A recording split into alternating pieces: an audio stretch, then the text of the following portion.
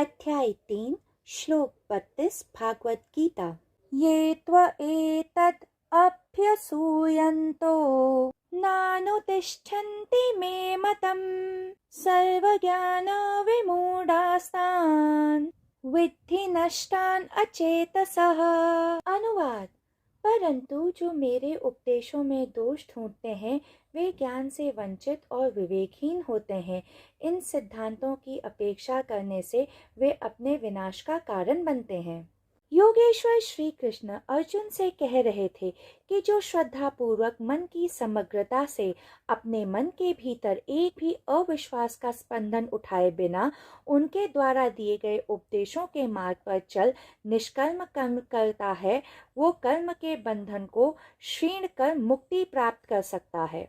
इस सिद्धांत को रोंडा ब्राइन ने अपनी पुस्तक द सीक्रेट में बहुत अच्छी तरह से समझाया है।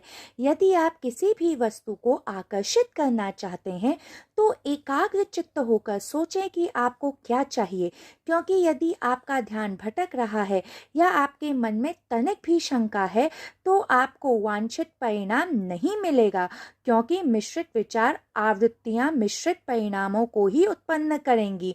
इसके उपरांत आपको विश्वास होना चाहिए, दृढ़ तथा संपूर्ण विश्वास कि आप वह वस्तु पहले ही प्राप्त कर चुके हैं, क्योंकि सृष्टि एक दर्पण है तथा ये वास्तव में आपके प्रमुख विचारों को आपके सामने प्रतिबिंबित कर देती है।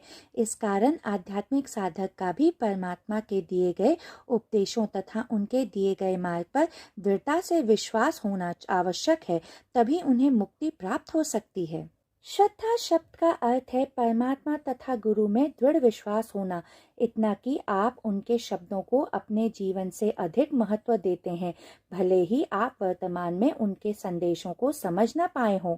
योगिक प्रणाली में कई आध्यात्मिक प्रक्रिया तथा कई तरीके हैं अपनी ऊर्जा को मूलाधार से आज्ञा की ओर ले जाने के लिए, परंतु आज्ञा चक्र से सहस्त्रहार चक्र तक जाने के लिए इनमें से किसी भी प्रणाली में कोई भी मार्ग बताया नहीं गया है।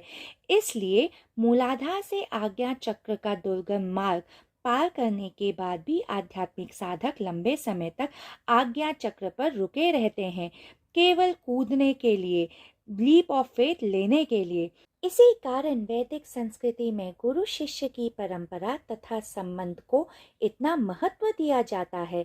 ये केवल इसलिए कि यदि साधक को यह छलांग लगानी है तो उसे अपने गुरु पर दृढ़ विश्वास होने की आवश्यकता है, नहीं तो साधक यह छलांग नहीं लगा पाएगा तथा त्रिशंकु की तरह अधर पर ही लटका रहेगा।